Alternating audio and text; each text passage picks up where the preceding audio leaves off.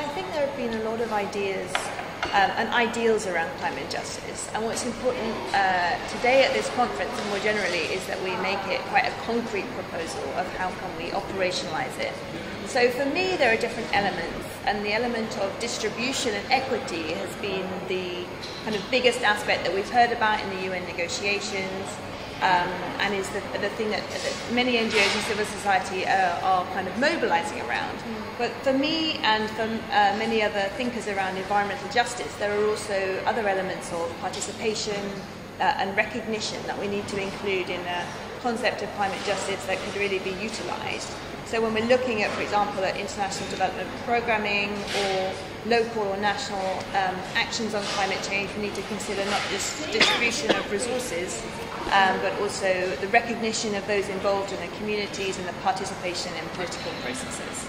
So in terms of government policy, in order for everyone to actually be able to sit down and listen and get together and actually do something, what would you put in it?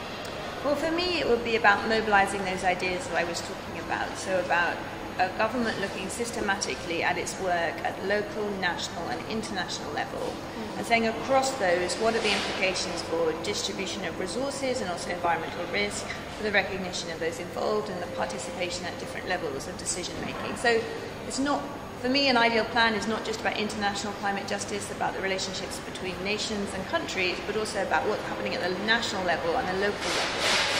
Where do you think we need to move in order to get to that stage? Scotland in particular, or Scotland and everywhere else? Well, I think the Scottish Government has got a real opportunity here because it started on this quite innovative approach in terms of its Climate Justice Fund. And we're obviously a very critical juncture in the political landscape in terms of leading up to 2015, many decisions on the agenda. And I think that the Scottish Government has got a real opportunity to pilot and try these approaches on the ground. So at the moment, we're talking about climate justice today, we're talking about the ideas.